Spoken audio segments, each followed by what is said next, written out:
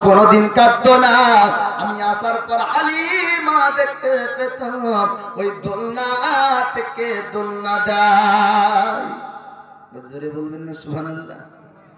দোলনাতে যেন কে দোলনা দেয়, পৃথিবীর কোন মানুষ দোলনায় দোলনা দিত না। আমার আল্লাহ জিবরিল আমিনকে পাঠিয়ে দিতেন। জিবরিল আমিন পৃথিবীর জমিন আসতো, আসার পরে আল্লাহর নবীর দোলনার উপর দোলনা দিতেন। দোলনা কোনো সময় থামতো না। আমার দয়ার নবীর দোলনা দোলাতেন আল্লাহর রহমতি ফেরেশতা। শুধু তাই না বাচ্চাকে আমরা যখন ঘুম পাড়াই, বাচ্চাকে আমরা যখন আদর করি, তখন মায়েরা বলে চাঁদ মামা টিক দিয়ে যা, বলে না বলে না? আপনাদের এলাকায় কথাটা নতুন মনে হয়েছে, আমাদের এলাকাতে বলে যখন বাচ্চা কাঁদে তখন বলে চাঁদ মামা টিক দিয়ে যা। মামা কোনোদিন আসেও না, ভাগিনাকে টিক দেয়ও না, ঠিক না ভুল? কোনোদিন মামা নামেও না, ভাগিনার কপালে টিকও পড়ে না। কিন্তু আমার নবী চাঁদের সঙ্গে খেলতেন। জোরে বলুন সুবহানাল্লাহ।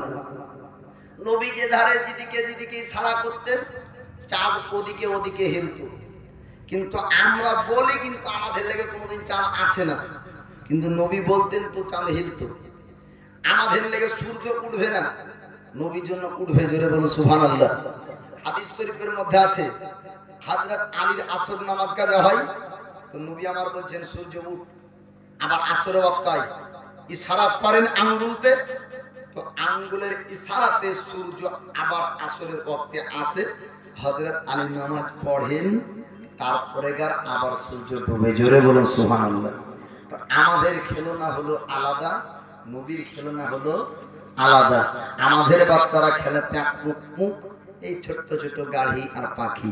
আমার নবীর খেলনা হলো আকাশের সূর্য, তারা ও চাঁদ। জোরে বলুন সুবহানাল্লাহ। আল্লাহ নবী হাবিবুল্লাহ সম্পর্কে হালিমাতুস সাদিয়া বলেন, দোলনা তো থামতো না, কে দোলনাতে দোলনা দুলাতো।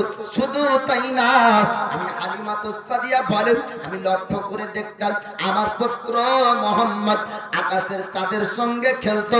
যেদিকে আঙ্গুলের ইশারা করত ওই দিকে চাঁদ চলতো, যেদিকে না ডাকতো ওদিকে চাঁদ আসতো। আবার যেতে বলতো চাঁদ চলে যেত।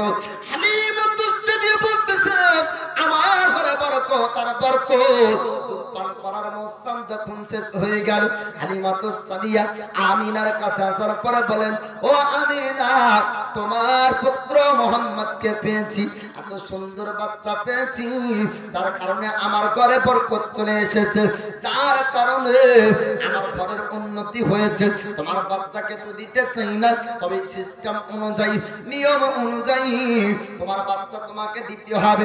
আমিনা বলেছিলেন, হালিমা রে, মক্কা শহরে একটা ভাইরাস রোগ এসেছে, আমার পুত্র মুহাম্মদকে তুমি কি আর রাখবে না? হালিমাতুস সাদিয়া বললেন, আমিনা, তোমার পুত্র মুহাম্মদকে যদি দাও, আমি হালিমা জিন্দেগি ভর রাখবো। জোরে বলুন সুবহানাল্লাহ। আল্লাহ নবী হাবিবুল্লাহকে 2 বছর বয়সে আবার নিয়ে আসলেন মক্কা শহর থেকে দিয়াতি পল্লী গ্রামে। হালিমাতুস সাদিয়ার ঘরে আমার নবী ছিলেন আপনার 6 বছর পর্যন্ত। কত বছর? 6 বছর পর্যন্ত আল্লাহর নবী হাবিবুল্লাহ, আপনার বয়স যখন হলো 6 বছর পূর্ণ, আল্লাহর নবী বললেন, ওগো মা জননী, আপনি একটু বলুন আমার দুধ ভাইরা কোথায় যায়? আমার দুধ ভাইদের সঙ্গে আমি যাব। আমার দুধ ভাইরা কোথায় যাব? জঙ্গলের আপনার 3টি কথা বলবো। জঙ্গলে আল্লাহ নবীর সঙ্গে আশ্চর্যের আপনার ঘটনা ঘটেছিল। আমার নবী বললেন, ওগো মা জননী, আমি দুধ ভাইদের সঙ্গে ময়দান ভ্রমণ করব। আজ বর্তমান সময়ে নবীর উম্মত দাবিকারী ব্যক্তি জুব্বা পরিধান করে, আপনার পাগড়ি অথবা টুপি পরিধান করে সোশ্যাল মিডিয়াতে লক্ষ লক্ষ মানুষ, কোটি কোটি মানুষের সামনে বলে আমার নবী নাকি গরু ছাগল চড়ানো রাখাল। বলেন নাউজুবিল্লাহ। না না, আমার আল্লাহ তিনার বন্ধু হাবিবকে এত ভালো আপনার বেসেছেন, দু জাহানের বাদশা করেছেন। আল্লাহ পাক দোজাহানের রহমত করে আমার নবীকে দুনিয়াতে পাঠিয়েছেন। আমার নবী যদি বলতেন এ দুনিয়ার পাহাড় রে তুই সোনা হয়ে যা, আমার নবীর জন্য সোনা হয়ে যেত। আল্লাহর নবী যদি আপনার বলতেন দুনিয়ার গাছ রে চাঁদি হয়ে যায়, গাছ চাঁদি হয়ে যেত। নবী যদি আপনার কোটিপতি হতে চাইতেন, আল্লাহর নবী কোটিপতি হতে পারতেন না। না, আমার নবী কোটিপতি হতে চাননি, আমার নবী গরিবী জিন্দেগি বেছে নিয়েছেন। আল্লাহ নবীর হাজার হাজার গরিব উম্মত থাকবে, ওই উম্মতের দিকে লক্ষ্য করে আমার নবী গরিবী হালাতটাকে পছন্দ করেছেন। বলুন সুবহানাল্লাহ। ও নবীজি ময়দান ভ্রমণ করতে যাবে, যারা আপনার ছাগল চড়াতো তাদের সঙ্গে এ কথা নিয়ে আপনার নবীকে কিছু আলিম রাখান বলে নাউজুবিল্লাহ। বাপ, নবী আমার ছাগল চড়াতেন না, রাখালগিরি করতেন না, নবী আমার ব্যবসা করেছেন, তারপরও ব্যবসায়িক বলা চলে না। জি, তারপরও ব্যবসায়িক বলা চলে না। যেখানে বড় শান বড় কথা আছে ওখানে ছোট কেন করবেন? এই ভাষাগুলো হলো ছোট ভাষা, আদবের খেলাফ। এটা তারাই বলবে যারা আদব বড়, ইন্টারন্যাশনাল বিখ্যাত বেয়াদব হবে। মানুষ বলছে যে কি আব্দুর রাজ্জাক বিন ইউসুফ বড় ধরনের বড় মাপের মৌলবী, আর তো এ তো 4 টাকার ইমাম। তো আপনি 4 টাকা দিয়ে ইমাম রেখেছেন, কিন্তু ওর ইমানকে তো 4 টাকার না 6 টাকার আপনি মাপতে পারবেন? তো ও বড় ধরনের লেভেল হতে পারে মানুষের কাছে, কিন্তু ইমানের দিক দিয়ে ও হলো জিরো। এই কিছুদিন আগে বাংলাদেশ বললে ভুল হবে, বিশ্বে জুড়ে যার নাম প্রশংসা মিজানুর রহমান আজহারি, ও বলছে যে কি নবী ছাগল গরু চড়িয়েছিল, নবী হলো রাখাল। বলে নাউজুবিল্লাহ। ও আজহারি হোক না যেমন সে হোক না কেন, এরকম নবীর সামনে এই শব্দ ব্যবহার করা একজন নবীর উম্মতের জন্য না যায়। যদি নবীর উম্মত না হয় তোর জন্য যাই না যায় যে প্রশ্নই আসবে না। ও যদি নবী প্রেমিক ব্যক্তি হয় তো ওর জবানে বহু রকমের ভাষা ছিল, নবীকে রাখাল শব্দটা সে বলতো না। আল্লাহ নবী হাবিবুল্লাহ তিনি তিনার মাকে বললেন, দুধ মাকে বললেন, ওগো মা আমি ময়দান ভ্রমণ করব, যারা মেষ চড়াতে যাই, যারা ছাগল চড়াতে যায়, আমি তাদের সঙ্গে ময়দান যেতে চাই। হালিমাতুস সাদিয়া বললেন, ও বেটা মুহাম্মদ, ও আমার বেটা শোনো শোনো, ওই জঙ্গল তোমাকে যেতে দেব না। বাঘ থাকবে, ভাল্লুক থাকবে, ভেড়ভেড়িয়া থাকবে, বড় বড় সাপ থাকবে, হিংস্র জানোয়ার থাকবে, তোমার উপর আক্রমণ করবে, ক্ষতি করে দিবে, তোমাকে ময়দান যেতে দেব না।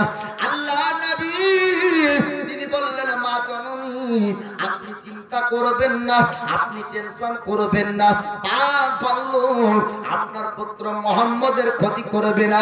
পৃথিবীর জমিনের বাঘ ভাল্লুক, দুনিয়ার পশু পাখিরা তারা আপনার পুত্র মুহাম্মদ সম্পর্কে জানে। হালিমাতুস সাদিয়া তিনি বলতেন, বেটা মুহাম্মদ তবুও তোমাকে ময়দান যেতে দেব না। আল্লাহ নবী কয়েকবার যখন বললেন, মা জননী আপনি চিন্তা করবেন না, তখন হালিমাতুস সাদিয়া এবার ময়দান যাওয়ার অনুমতি দিলেন। 3টি ঘটনা আপনার শুনবেন, জঙ্গলে ঘটে যাওয়া ঘটনা। আল্লাহ নবী হাবিবুল্লাহ একটা জায়গায় আরাম করে, দুধ ভাইরা আপনার বকরি চড়ানোর জন্য জঙ্গলের পাহাড়ের গভীরে চলে যায়। আমার রাসূলুল্লাহ এক জায়গায় আরাম করে, জঙ্গলের বড় বড় সাপ আপনার তারা বের হয়ে আসলো।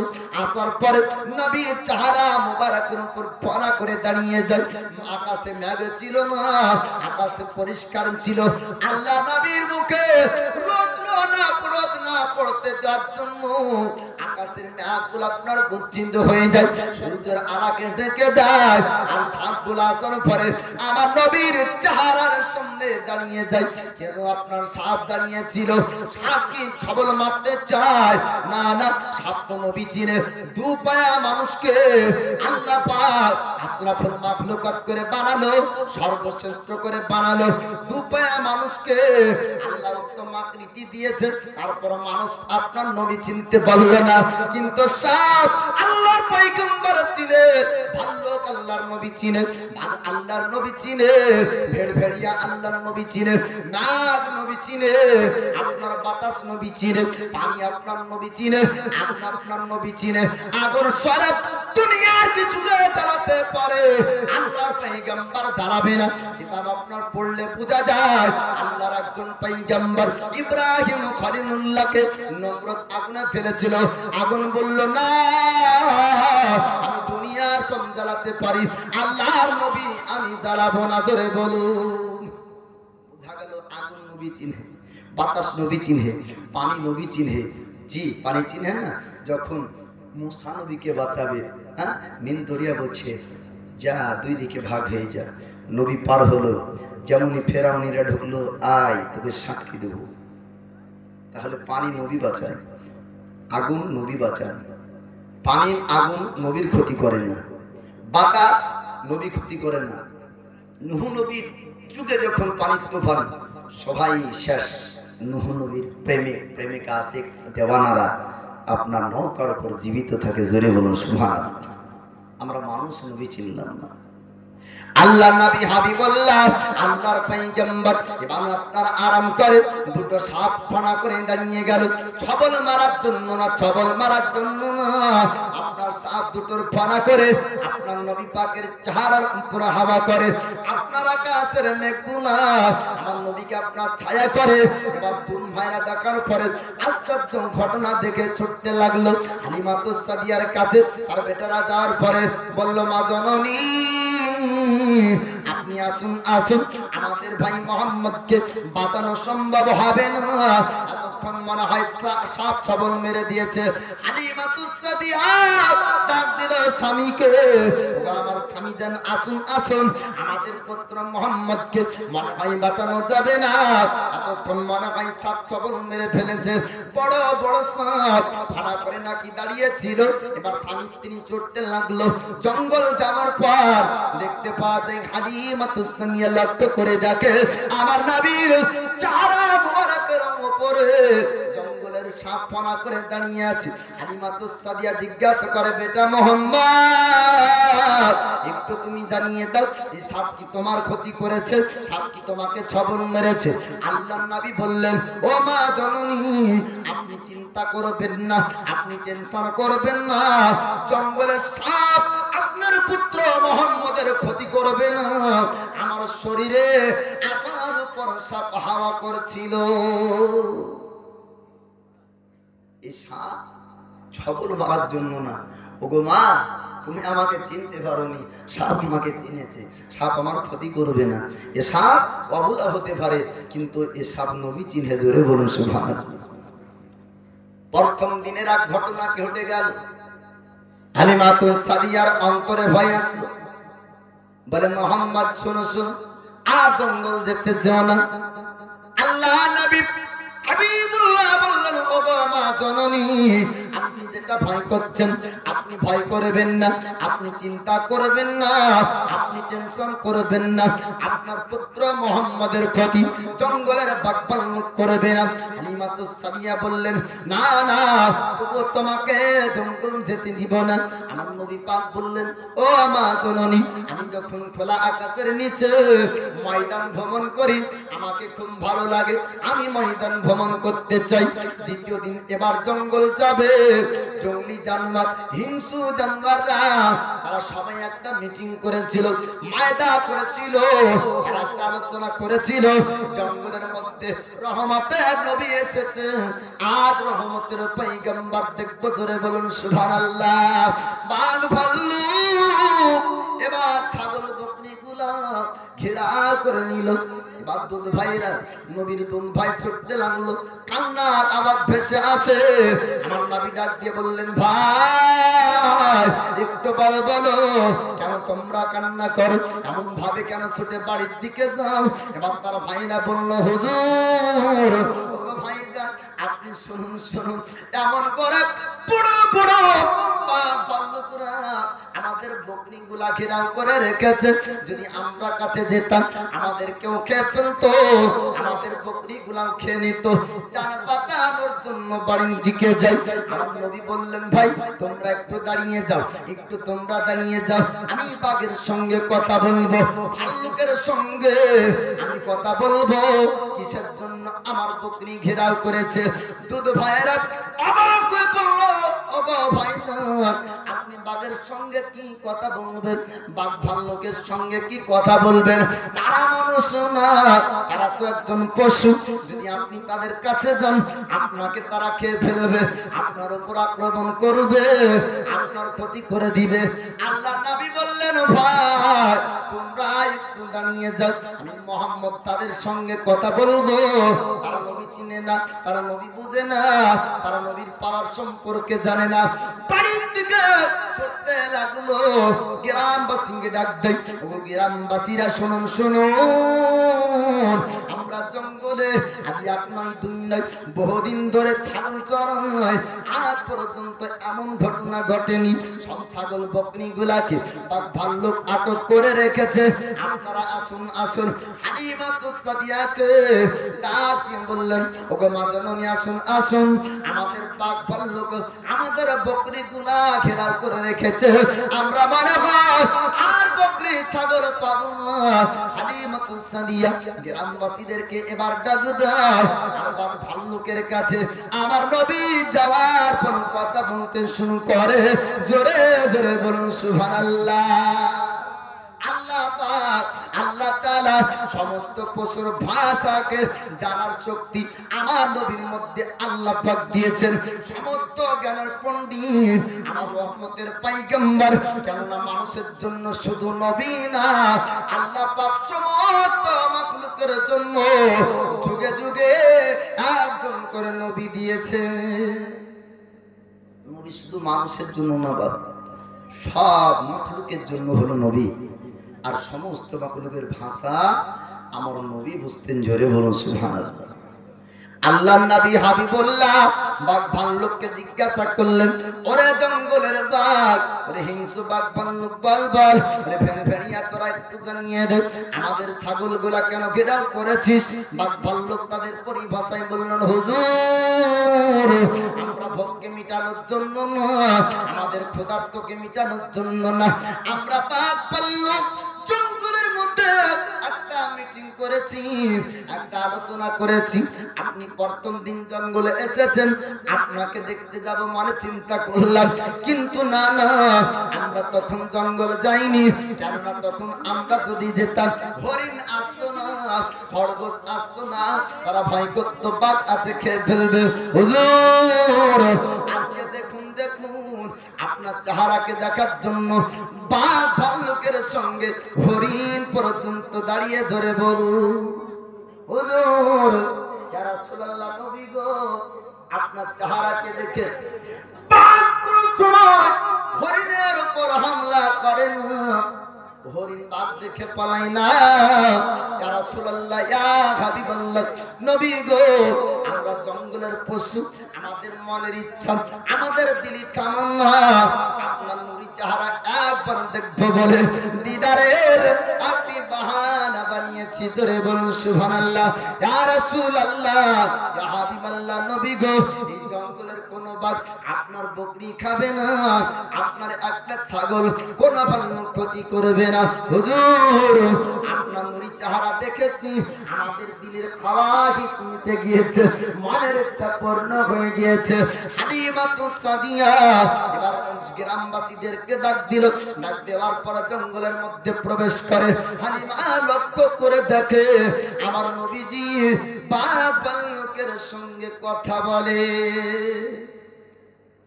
আল্লাহ নবী হাবিবুল্লাহ বাঘ ভাল্লুকের সঙ্গে কথা বলছে, এটা দেখতে পায়।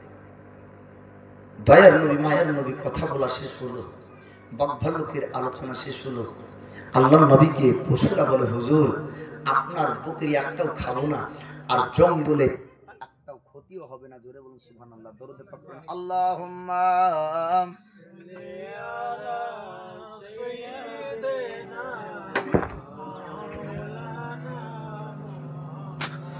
ওয়ালা আলি।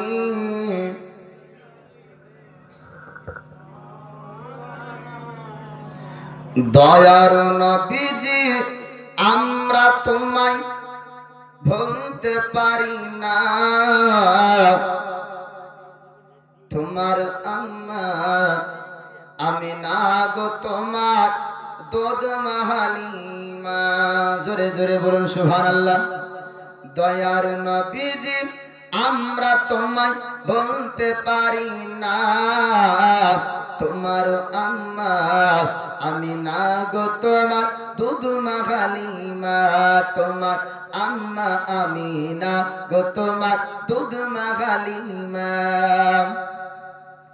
তুমি যখন এলে মা আমিনার ঘরে, খোদার ফারিস্তা আসে সে ঘরে, তুমি সিরাতে রাসূল মারিফাতেরি বুলবুল, তুমি সিরাতে রাসূল মারিফাতেরি বুলবুল, তোমার দুয়া কবুল করতে খোদা দেরি করে না, তোমার আম্মা আমিনা গো তোমার দুধমা হালিমা, তোমার আম্মা আমিনা গো তোমার দুধমা হালিমা। তুমি যখন গেলে হালিমার ঘরে, খোদার করুণা ঝরে যে পড়ে, হালিমা বলে খোদার রহম ঝরে পড়ে, হালিমা বলে খোদার রহম ঝরে পড়ে, আমার ঘরে এলো দেখো খোদার করুণা, তোমার আম্মা আমিনা গো তোমার দুধমা হালিমা। এই হালিমাতুস সাদিয়া যাওয়ার পরে দেখেন নবী আমার কথা বলে বাঘ ভাল্লুকের সঙ্গে। বাঘ ভাল্লুক বলে হুজুর আপনার বকরিকে আমরা তো খাবো না, জঙ্গলের কোনো বাঘ ভাল্লুক কেউ খাবেও না, ক্ষতিও করবে না, জোরে বলুন সুবহানাল্লাহ। কেটে গেল আশ্চর্যের জঙ্গলে দুর্ঘটনা, হালিমার অন্তরে আরো বেশি ভয়। যত আশ্চর্যের ঘটনা ঘটছে আস্তে আস্তে ভয়ের মাত্রাটা ততই বাড়ছে। হালিমাতুস সাদিয়া বলে বেটা মোহাম্মদ আর যেতে চেও না, আর তোমাকে যেতে দেওয়া হবে না। আল্লাহ নবী হাবিবুল্লাহ পয়গম্বর আজম বললেন ও মা জননী, আপনি দুদিন জঙ্গলে দেখে আপনি ভয় করেছেন, কিন্তু আমার মনে ভয় নাই, আমি ভয় করিনি, ভয় করিনি, আপনি চিন্তা করবেন না, জঙ্গলে আপনার পুত্র মুহাম্মদের ক্ষতি হবে না। আল্লাহর নবী হাবিবুল্লাহ এবার দ্বিতীয় দিন জঙ্গলে যাবে, আর বাঘ ভাল্লুকের সঙ্গে ঘটনা না, আর সাপের সঙ্গে ঘটনা না। আমার আল্লাহ পাক নবীকে অনেকবার আপনার সিনাচাক নবীর করিয়েছেন, এবার বাল্যকালের সিনাচাকের কথা বলবো। আল্লাহর নবী হাবিবুল্লাহ তিনি একটা জায়গায় আরাম করে, দুধ ভাইরা আবার পাহাড়ের উঁচুতে চলে যায়।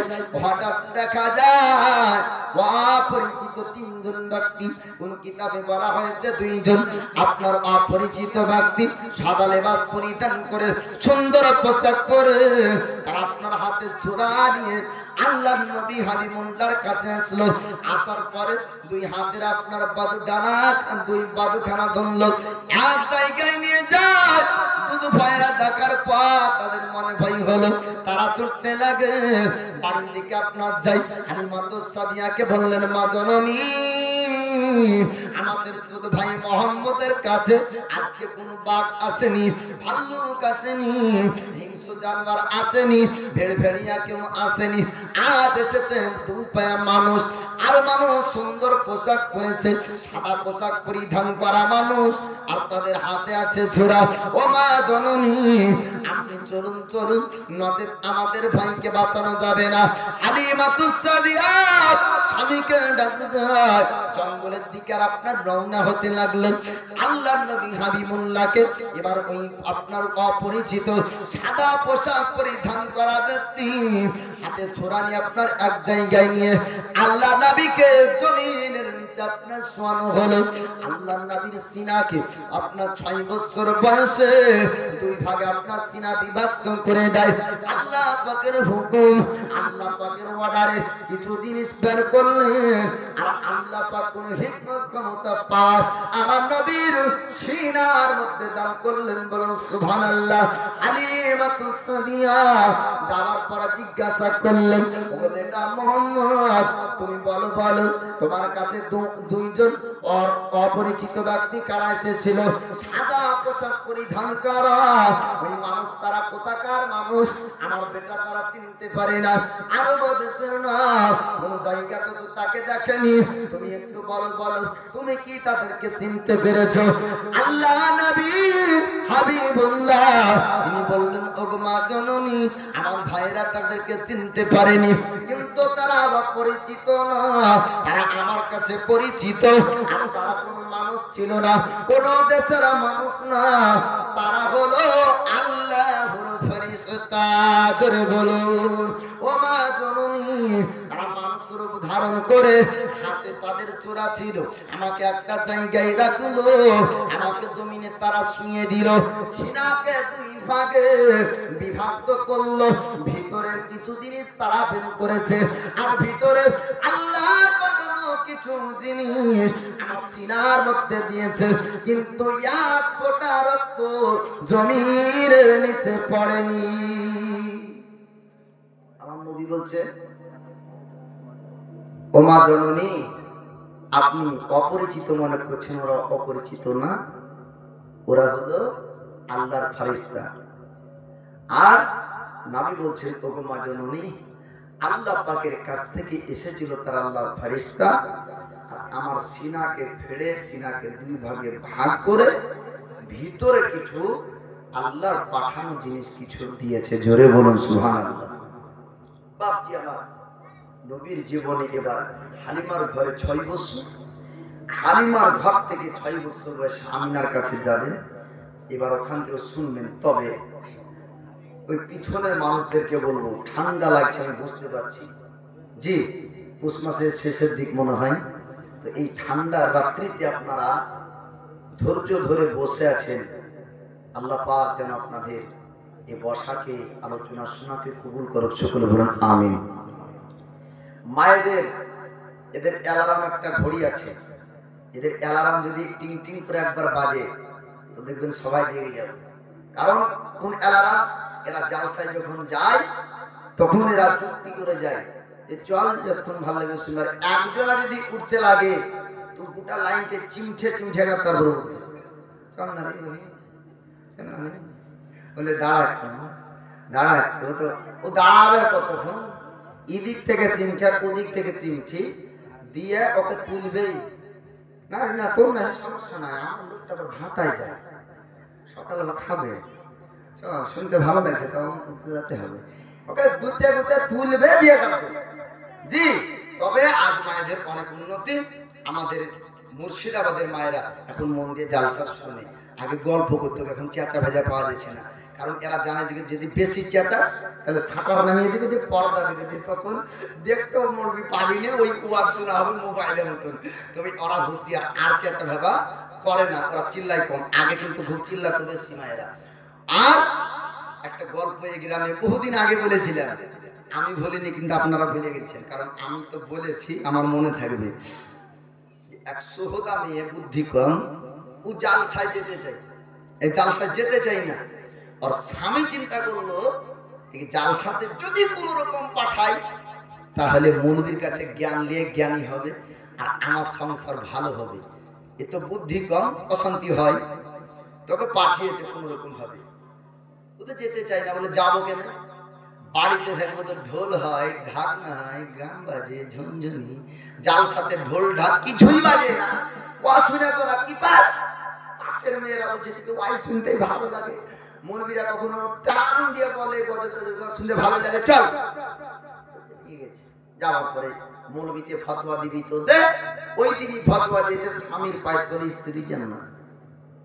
ব্যাস, ওর ওয়াজ গোটাটা মুখস্থ নাই, কিন্তু ওটার মুখস্থ আছে মাথায়। বাড়ি আসার পর স্বামীকে বলছে তুমি নামো বিছানা থেকে।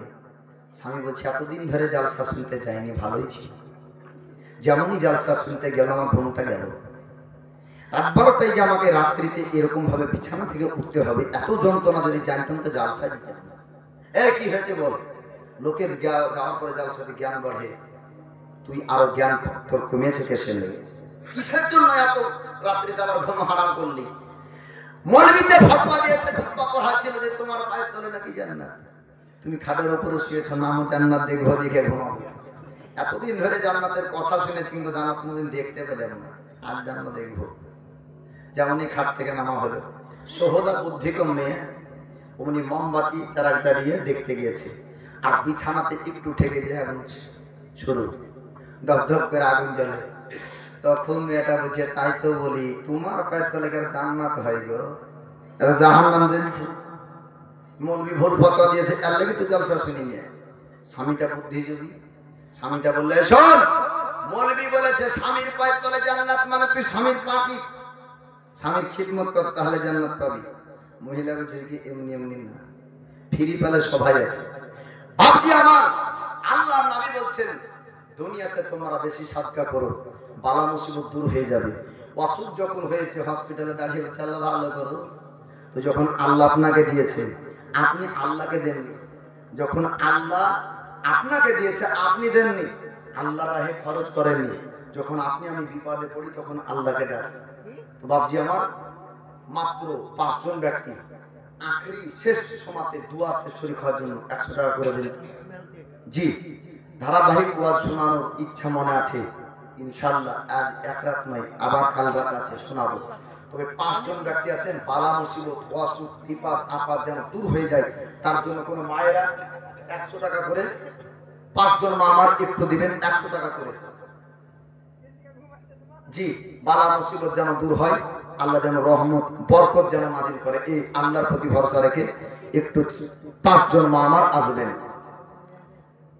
যাই হোক, একটা নাতে রাসূল আপনাদেরকে শোনাই। রহমাতে আলাম নবী নূরে মুজাসসাম, সাহাবীরা আতর বানায় ওই নবীজির ঘাম, সাহাবীরা আতর বানায় ওই নবীজির ঘাম। চিনা জানো মানো কেমন আমার নবীজি, যাহার পাগল চন্দ্র সূর্য কারা কারা দি বাবা। আর শুনবানি সুন্দর কাহিনী, জান্নাতের রুমে রুমে লেখা নবীর নাম। জোরে বলুন সুবহানাল্লাহ। উস্তুনে হান্নানা একটি খেজুর গাছের নাম, যাকে ধরে খুতবা দিতেন রাসূল আকরাম। গাছটি নবীর বিরহে কাঁদিতে রহে, হতবাক হইল যত সাহাবায়ে কেরাম।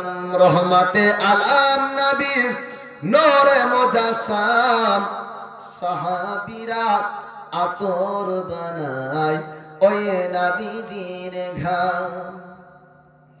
আমরা মানুষ হতভাগা, নবী চিনলাম না, পশু পাখি নবী চিনে করিল কান্না। বাবা যারা চিনেছে তারাই পেয়েছে, গাছপালা পাহাড় পর্বত দিয়েছে সালাম। রহমতে আলাম নবী নূরে মুজাসসাম, সাহাবীরা আতর বানায় ওই নবীজির ঘাম। আল্লাহুম্মা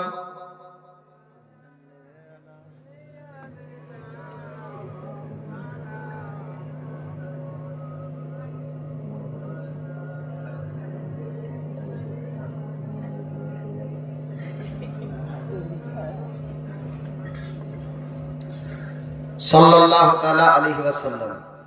যাই হোক বাপ, আমার বিলকুল উদ্দেশ্য নবীর জীবনীটা ভালো করে শোনাবো বাপ, আপনারা শুনবেন।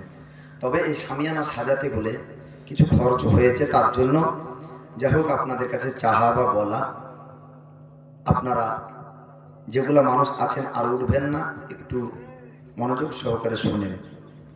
6 বছর বয়স নবীর, হালিমাতুস সাদিয়ার ঘরে 6 বছর পর্যন্ত ছিলেন। এবার 6 বছর বয়সে হালিমাতুস সাদিয়ার মনে ভয় ঢুকে গেল, কি এইরকম আশ্চর্যের ঘটনা ঘটছে, কোনো দুর্ঘটনা যদি ঘটে যায়, ক্ষতি যদি হয়ে যায়, আমি নাকি কি বলবো। এর জন্য হালিমাতুস সাদিয়া বললেন মক্কা শহরে আমিনার কাছে নিয়ে যে দিয়ে দিতে হবে, আর রাখা যাবে না। আল্লাহ নবী হাবিবুল্লাহ পয়গম্বরকে, আল্লাহর দোস্ত, আল্লাহর বন্ধুকে, রহমতের নবীকে, উম্মতের দরদি নবী 6 বছর বয়সে হালিমাতুস সাদিয়া এবার নিয়ে চলে গেলেন হযরত আমিনার কাছে। 6 বছর বয়সে আমিনার কাছে যাওয়ার পর হালিমাতুস সাদিয়া বললেন, ওগো আমিনা, তোমার পুত্র মুহাম্মদকে তুমি একটু নিয়ে নাও, আর আমি রাখবো না। হযরত আমিনা বললেন, হালিমা, এত আনন্দ সহকারে আমার পুত্র নিয়ে গেলে, আবার আমার পুত্রকে কেন রেখে দাও, একটু বলো বলো। হালিমাতুস সাদিয়া বললেন, ওরে আমিনা শোনো, তোমার পুত্র মুহাম্মদকে আমার ঘরে রাখতে অসুবিধা নাই, তবে ময়দান যখন ভ্রমণ করতে যায়, কখনো দেখা যায় বড় বড় সাপ চলে আসে, কখনো দেখা যায় বাঘ ভাল্লুক আসে, কখনো আবার দেখা যায় মানুষ অপরিচিত এসে তার সিনা পর্যন্ত ভেড়ে দেয়। আমিনা রে, এই বাচ্চারা যদি ক্ষতি হয় আমি তোমাকে কি উত্তর দিব? হযরত আমিনা জানতেন। হালিমাতুস সাদিয়াকে বললেন, হালিমা, আমার পুত্র মুহাম্মদ সম্পর্কে তুমি জানো না, তুমি জানো না, আমার পুত্র মুহাম্মদের ক্ষতি জঙ্গলের বাঘ করতে পারবে না, ভাল্লুক করতে পারবে না। ওরে ওরে হালিমা, শোনো শোনো, আমি আমার পুত্র মুহাম্মদ সম্পর্কে জানি, পৃথিবীর কোন জঙ্গলের পশু বা ভাল্লুক আমার পুত্র মুহাম্মদের ক্ষতি করবে না। হালিমা তিনি বললেন, আমিনা রে, তবু তোমার পুত্র আর রাখতে পারবো না। 6 বছর বয়সে আমার নবীকে আপনার দিলেন আমিনার কাছে। আমার নবী কিছুদিন থাকলেন মা জননীর কাছে। এবার মা জননীকে বললেন, ও মা জননী, আপনি একটু আমাকে নিয়ে চলুন, মদিনা আমি ভ্রমণ করতে চাই, মদিনা যাব, আমি নানার ঘরে যাব।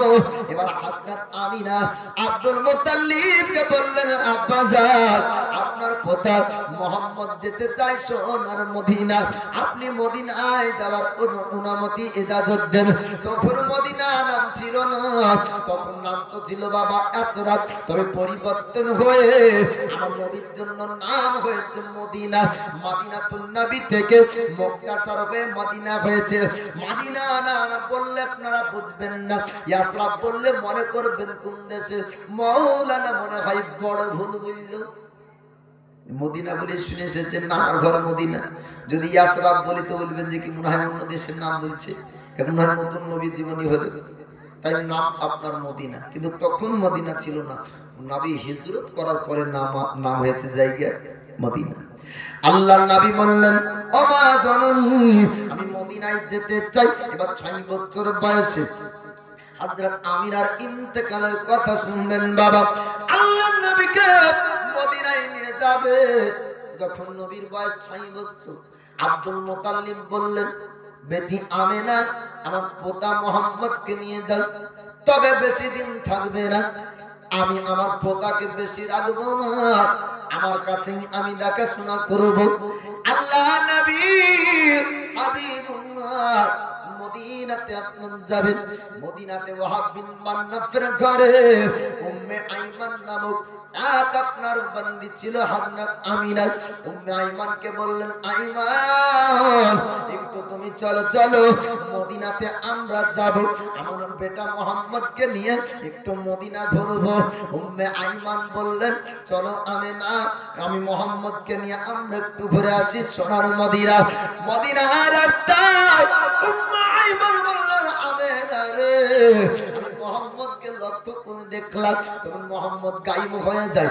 আল্লাহর নবী একবার নয়, দুবার নয়, বাল্যকালে এখানে কয়েকবার আপনার গায়েব হয়েছিলেন। আল্লাহর নবী আপনার যেতে যেতে রাস্তাতে আপনার গায়েব হয়ে যায়।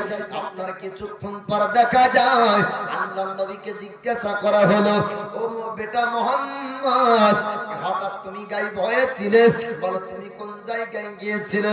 আল্লাহর নবী বললেন, ও মা জননী, এক মুহূর্তের মধ্যে আপনার পুত্র মুহাম্মদ এখানের কোন জায়গায় না, সারা দুনিয়া ভ্রমণ করেছি। আল্লাহ পাক আল্লাহ তাআলা পূর্ব পশ্চিম উত্তর দক্ষিণ সারা দুনিয়ার জমিনকে দেখালেন। শুধু তাই না আমি সপ্তম জমিন দেখেছি, সপ্তম আকাশ পর্যন্ত দেখেছি। ও মা জননী, আমার আল্লাহর ফেরেশতা জিবরিল আমিনের মারফতে জিবরিল আমিনের দ্বারাতে আমাকে নিয়ে গেলেন। আমি জান্নাতকে ভ্রমণ করলাম, জান্নাত দেখলাম, আমি জাহান্নাম পর্যন্ত দেখলাম। আল্লাহর নবী বললেন, ও গো মা জননী, একটু সময় আপনার কাছে মনে হয়েছে, কিন্তু আমি মুহাম্মদ এই সময়ের মধ্যে আমি সারা জগৎ ভ্রমণ করলাম। জোরে বলুন। এবার মদিনায় ওয়াহাব বিন মান্নাফের ঘরে আমার নবী আমার যখন গেলেন, মদিনার বাসিন্দারা মদিনাবাসীরা আরে এক অপরের মধ্যে বলাবলি করলো, ও মদিনার মানুষ রে, সুন্দর মানুষকে তোমরা দেখতে চাও, সুন্দর চেহারার মানব যদি দেখতে চাও, আসো ওয়াহাব বিন মান্নাফের ঘরে। সুন্দর মানুষ তোমরা মদিনায় কোনোদিন দেখতে পাওনি। মদিনার বাসিন্দারা সুন্দর মানবকে দেখার জন্য, আল্লাহর নবীকে দেখার জন্য ওয়াহাব বিন মান্নাফ আমার রাসূলুল্লাহর নানার ঘরে তারা সবাই মিলে আপনার ভিড় করলো। মদিনার বাসিন্দা ডাক দিয়ে বললেন, ও ওয়াহাব বিন মান্নাফ, আপনি একটু বের হয়ে আসুন, আসুন, আপনার নাতিকে আমরা দেখতে চাই। মক্কা শহর থেকে কুরাইশের একজন সন্তান এসেছে, সুন্দর চেহারার অধিকারী, আর চেহারা থেকে নাকি আলো বের হয়। আমরা মদিনার বাসিন্দা ওই ব্যক্তির চেহারা দেখার জন্য এসেছি। এবার যখন ওয়াহাব বিন মান্নাফ লক্ষ্য করে দেখলেন, এক নয় দুই নয়, হাজার হাজার মানুষ আমার নবীকে দেখার জন্য ভিড় করেছে। মদিনার বাসিন্দা খবর শুনেছে মক্কা শহরে কুরাইশের আপনার সন্তান মুহাম্মদ এত সুন্দর চেহারার মানুষ, তার চেহারাকে দেখব, এর জন্য মদিনাবাসীরা ভিড় করলো ওয়াহাব বিন মান্নাফের ঘরে। আল্লাহ নবী হাবিবুল্লাহ চেহারাকে মদিনাবাসীরা আপনার দেখলো, কিছুদিন আপনার থাকলেন মদিনায়। আল্লাহর নবী হাবিবুল্লাহ জীবনী অনেক লম্বা বাবা। মদিনা থেকে এবার হযরত আমিনা আর উম্মে আইমান, হযরত আমিনার বান্দি এবার কিছুদিন মদিনায় থাকার পর রাস্তায় রওনা হয় মক্কা শহর আসবে। কিন্তু না না, আমার আল্লাহ আমিনার জন্য মালাকুল মাউত ফেরেশতা ইসরাইল আলাইহিস সালাম, যাকে আপনারা আজরাইল বলে জানেন, আল্লাহর ফেরেশতা আপনার আমিনার কাছে চলে আসে। মওতের সময় হয়েছে, 1 মিনিট আগেও হবে না, পরে হবে না, আপনার আমিনার ইন্তেকাল হয়। রাস্তার মধ্যে আপনার নবীজির মার ইন্তেকাল হয়ে যায়। রাস্তাতে আপনার রাস্তার মাঝে ইন্তেকাল হলো, সঙ্গে যান মা জননীর সঙ্গে মদিনা, কিন্তু মক্কা শহর পর্যন্ত আসে নাই। 6 বছর বয়সে মা জননীকে আপনার দাফন করলেন। উম্মে আইমান আমার নবীকে নিয়ে আসলেন মক্কা শহরে। 6 বছর বয়সে আব্দুল মুত্তালিবকে উম্মে আইমান বলেন, চাচা গো, আমিনা দাফন হয়ে গিয়েছে। সোনার মদিনা থেকে মক্কা শহর আসলো না। আব্দুল মুত্তালিবের 2 চোখ দিয়ে পানি ঝরে যায়। পোতাকে দেখে বলে, ওরে মুহাম্মদ, চিন্তা করবে না, চিন্তা করবে না, আমি আব্দুল মুত্তালিব যতদিন থাকবো আমি তোমার দেখভাল করব। উম্মে আইমানকে আব্দুল মুত্তালিব বললেন, উম্মে আইমান রে, কারো ঘরে যেন তুমি পয়সায় বিক্রি হয়ে যেও না, তুমি আমিনার বান্দি চিরে আমার ঘরে তুমি থাকবে, আর আমার পোতা মুহাম্মদের দেখাশোনা করবে। মায়ের মতন করে আমার নবীজিকে আপনার ছোটবেলায় গোসল দিতেন হযরত আমিনার বন্দি উম্মে আইমান। উম্মে আইমানের কাছে আমার নবী আপনার চির আব্দুল মুতাল্লিবের আপনার আব্দুল মুতাল্লিব নবীর বয়স যখন 8 বছর, 8 বছর বয়সে আব্দুল মুতাল্লিবের ইন্তেকাল হয় বাবা। 8 বছর বয়সে আমার নবীর চাচা আবু তালিবের কাছে আব্দুল মুতাল্লিব বললেন, আবু তালিব আমার পরে আব্দুল্লাহর বেটা মুহাম্মদের দেখাশোনা, আমার বেটার দেখাশোনা অন্য কেউ করবে না, তবে আবু তালিব আমি তোমাকে দায়িত্ব দিই, তোমাকে দেখাশোনা করতে হবে। আবু তালিব বলেছিলেন, আব্বা আপনি চিন্তা করবেন না, আমার ভাতিজাকে আমি আবু তালিব দেখাশোনা করব। 8 বছর বয়সে আমার নবীর দেখাশোনা শুরু করলেন আবু তালিব। ঈমান আনেনি, তবে আবু তালিব নবীকে বড় ভালোবাসতেন। 8 বছর বয়সে আমার দয়া নবী মার নবীর একটা মজাদার কথা আপনাদেরকে বলবো। মক্কাবাসীরা যখন কোন ওয়াসি বিদায় পড়ে যেত তখন কাবার কাছে আসতো, আর কাবার মতন নিয়ে কুরাইশের সর্দারদেরকে বলতো, মক্কাবাসীরা আপনি পবিত্র হওয়ার কাবার যেহেতু দেখাশোনা করেন, স্রষ্টা প্রতিপালক রব আল্লাহকে বলুন আমাদের সমস্যা যেন দূর হয়ে যায়। মক্কা শহরে একটা পানির বর্ষণ হতো না, দীর্ঘদিন আরেকদিন পর পর একবার করে পানি হতো। আবু তালিব আমার নবীকে নিয়ে একটা জায়গায় আপনার আছেন, মক্কার মানুষরা ভিড় করলো, করার পরে বলল, ও কুরাইশের সরদার, ও কাবার মুকান্নি, আপনি শুনুন শুনুন, আমরা মক্কা শহরের যদি কোন রকম সমস্যায় পড়ে যায় আমরা কাবার কাছে আসি, আমরা দোয়া করি পবিত্র ঘরের কাছে, আমার আল্লাহ দোয়া কবুল করেন। আপনি তো কাবার দেখাশোনা করেন, এই পবিত্র ঘরের সামনে দাঁড়িয়ে আমার স্রষ্টা আমাদের আল্লাহকে ডাকুন, আমাদের পানি বর্ষণ হয় না, অনেকদিন পানি পাইনি, উটুটনিরা পানি পান করতে পাইনি, মানুষরা পানি পান করতে পাইনি। বাবারা আজ বর্তমান সময়ে মসজিদ মাদ্রাসায় এমনকি নিজের বাড়িতে ট্যাপের ব্যবস্থা রয়েছে, টিউবওয়েলের ব্যবস্থা রয়েছে, পানি যতটা প্রয়োজন বেশি তার থেকে খরচ হয়, ঠিক না? কিন্তু তখন তেমন ছিল না, আসমান থেকে পানি বর্ষণ হতো, তালাব ছোট্ট ছোট্ট পুকুর করে রাখতো তারা পানি জমা করার জন্য, ইনারা থাকতো, ইনারা থেকে খুব কষ্ট করে পানি উঠাতে হতো। জি, আজ বর্তমান সময়ে এমন পানি ব্যবস্থা হয়েছে, এতটা পানি সস্তা হয়েছে, ওযু করতে যদি লাগে 1 লোটা, চাচা খরচ করে 6 লোটা। যদি ইমাম সাহেব আবার বলে বা কোনো লোক যদি বলে এত পানি ছাড়ছেন কেন, আসতে ছাড়েন, তো এত বড় বড় চোখ বাহির করে ওর দিকে তাকাবে, তোর বাপের মসজিদ নাকি? উত্তর দাও, বাস্তব কথা এটা। ওকে যদি বলা যায় যে কি আপনি আস্তে পানিটা ঝাড়ুন, তো মোটা মোটা চোখ বের করে তাকাবে আর বলবে যে কি তোর বাপের মসজিদ নাকি, তোর বাপের পানি নাকি? বাপ 1 লোটা লাগলে 1 লোটাই খরচ করবেন, সস্তা যতই হোক না কেন পানির অনেক মূল্য রয়েছে বাপ। পানির যে কি মূল্য, ফাঁকা মাঠে যে একবার পিপাসা অবস্থায় দেখেন, কাল হাসরের ময়দানে আল্লাহ পাকের ও পানি আল্লাহ পাক যেন পান করায়, যে পানি একবার পান করলে পিপাসা নিবারণ হয়ে যায়, তার নাম হাউজে কাউসার। জোরে বলুন সুবহানাল্লাহ। পানি আকাশ থেকে হয় না, মক্কার মানুষ বলছে একটু দোয়া করেন।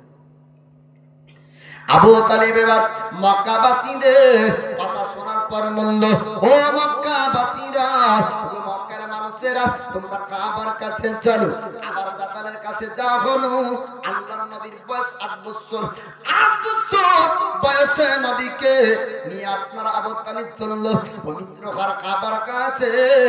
যাওয়ার পরে কাবার সঙ্গে পিঠ লাগিয়ে আমার নবী বসলেন। এবার আবু তালিব মানুষের সঙ্গে মানুষকে নিয়ে দোয়া করে, কিন্তু দোয়াতে পানি যেন হয়েছিল দোয়া আবু তালিবের দোয়া না, ওই দোয়া মক্কার কারো দোয়া না। আমার দয়াল নবী হাত দুখানা উত্তোলন করলেন আল্লাহর কাছে, পানির জন্য আপনার দোয়া করলেন। আল্লাহ পাক আল্লাহ তাআলা এত পানি দিয়েছিলেন, মক্কা শহরের মানুষরা আপনার বলেছিল, মক্কাবাসীরা বলেছিল, আবু তালিব আজ পর্যন্ত মক্কায় পানি বর্ষণ হয়েছে, কিন্তু এমন সুন্দর পানি, এতটা পানি কোনোদিন পাইনি। জোরে বলো। আমার নবীর জন্য আল্লাহ এতটা পানি দিয়েছিলেন যে নবী আমার দোয়াতে হাত তুলেছে। 8 বছর বয়স থেকে নিয়ে আবু তালিবের কাছে নবী কত বছর পর্যন্ত ছিল? তো দয়ার নবী আমার নবুয়াতের 7 সাল অর্থাৎ 47 বছর বয়স পর্যন্ত আবু তালিব দয়ার নবীর সঙ্গে ছিলেন। 47 বছর বয়স যখন নবী, তখন আবু তালিবের ইন্তেকাল হয়।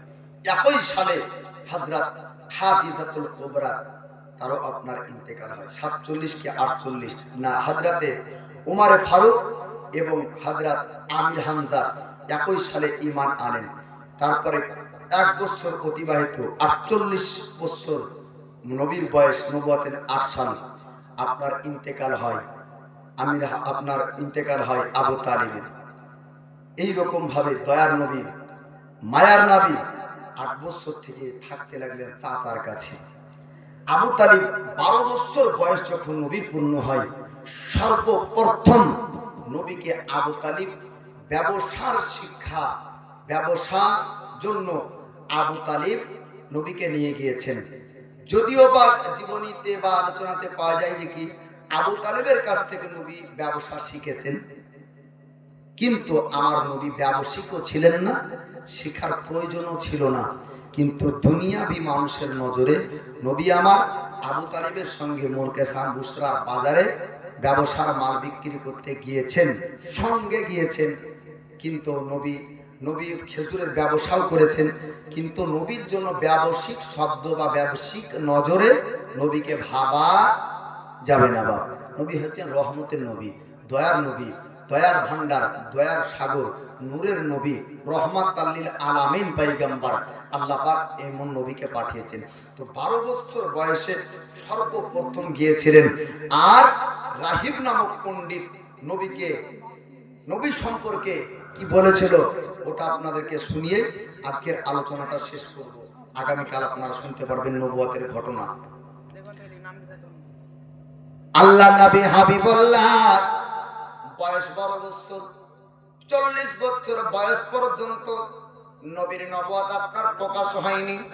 মক্কাবাসীরা বাল্যকালের আপনার ব্যবহার, আখলাক, চরিত্র, কোন ব্যবহার দেখে বলেছিলেন, ও মক্কাবাসীরা, কুরাইশের মুহাম্মদ হলো আখলাক চরিত্রের 1 নম্বর মানুষ। মুহাম্মদ আল আমিন এর মতন সত্যবাদী, এর মতন সৎ ব্যবহারের ব্যক্তি আর মক্কা জমিনের দ্বিতীয় কোন ব্যক্তি না। আল্লাহর নবীর বয়স যখন 12 বছর পূর্ণ হলো, আবু তালিব বললেন, ভাতিজা আমি তোমাকে নিয়ে যাব মুলকে শামে একটু ব্যবসা বাণিজ্য করার জন্য, ব্যবসার মাল বিক্রি করার জন্য। আবু তালিবের সঙ্গে আল্লাহর নবী প্রথম সফর করলেন। মুলকে শামের প্রথম সফর আপনার দয়ার নবীর 12 বছর বয়সে। এবার রাস্তাতে বসরার বাজারের আগে এক পণ্ডিতের সঙ্গে সাক্ষাৎ হয়। আবু তালিবকে ডাকতে বললেন, আবু তালিব তুমি সঙ্গে যাকে এনেছো আর পরিচয় সম্পর্কে একটু জানতে চাই। এ ব্যক্তি কোথাকার, কোথায় বা তার বাড়ি, কি বা তার পরিচয় একটু তুমি জানিয়ে দাও।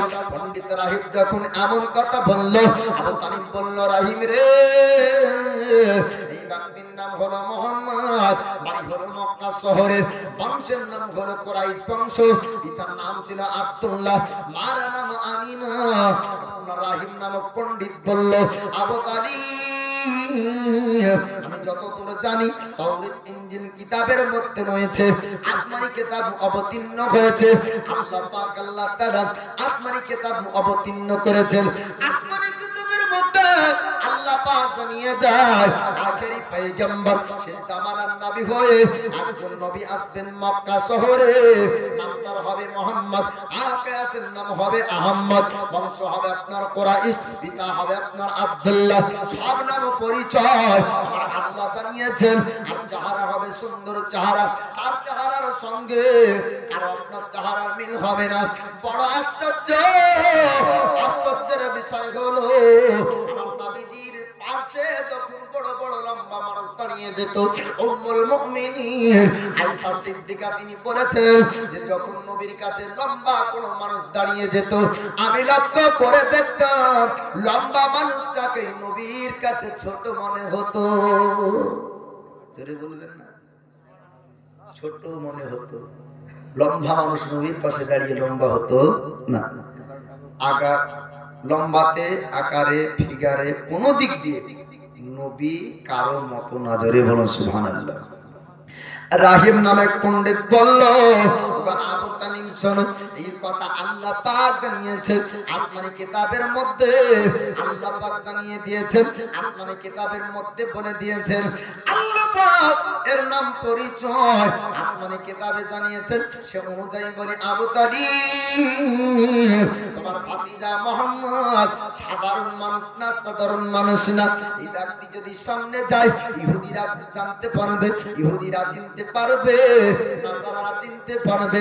ইহুদি নাসারারা তারা যদি একে চিনে নাই, যদি একবার বুঝে নাই ইনি হচ্ছেন শেষ জামানার নবী, ইনি হচ্ছেন শেষ জামানার পয়গম্বর, তবে আক্রমণ করবে, তবে তার ক্ষতি করার চেষ্টা করবে। আবু তালিবকে বলা হলো, আবু তালিব বুসরার বাজার যেও না, রাস্তাতেই মাল বিক্রি করে এই ব্যক্তিকে মক্কা শহর নিয়ে চলে যাও। আবু তালিবের মনে ভয় হলো, যদি ইহুদি নাসারারা আক্রমণ করে আমার ভাতিজা মুহাম্মদের উপর, তবে আমি মুহাম্মদকে তো একা বাঁচাতে পারবো না। তার জন্য রাস্তায় মাল বিক্রি করলো।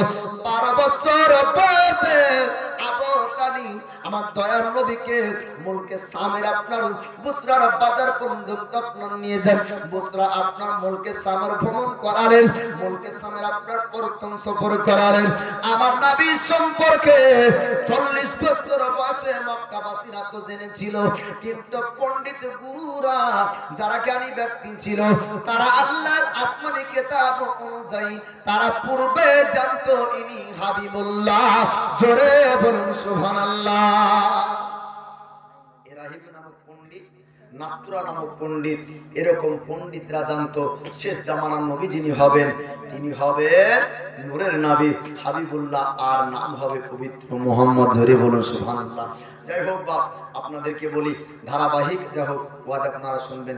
আগামী কালকে শুনতে পাবেন মুলকে সামের দ্বিতীয় সফর, খাদিজাতুল কুবরার সঙ্গে বিবাহ, নবুয়ত, নবীর নবুয়তের প্রকাশ ঘটল, নবীর ইসলাম প্রচার মক্কা শহরে এবং মদিনার হিজরত এক ঝলক আপনাদেরকে বলবো। যাই হোক, আল্লাহর নবী হাবিবুল্লাহর জীবনী শুরু থেকে শেষ পর্যন্ত যদি একেবারে সাজিয়ে বলি তাহলে অসম্ভব 2 রাত্রিতে। তার জন্য মাঝে মাঝে কিছু কিছু জায়গা ছেড়ে ছেড়ে বলতে হচ্ছে, যেন বিষয়টা শুরু থেকে শেষ পর্যন্ত কিছুটা বুঝতে পারেন যে না, বাল্যকালটা এমন ছিল, মিডিয়াম অবস্থায় এরকম ছিল, আর নবুয়তের প্রকাশ এরকম ভাবে হয়েছে। এটা আপনাদেরকে এক কথায় নবীর সিরাত, নবীর জীবনীটা কোন রকম ভাবে আমি অধম গুনহেগার বোঝানোর চেষ্টা করব ইনশাআল্লাহ। তবে মায়েরা আপনাদেরকে বলবো, আপনাদের বান্ধবী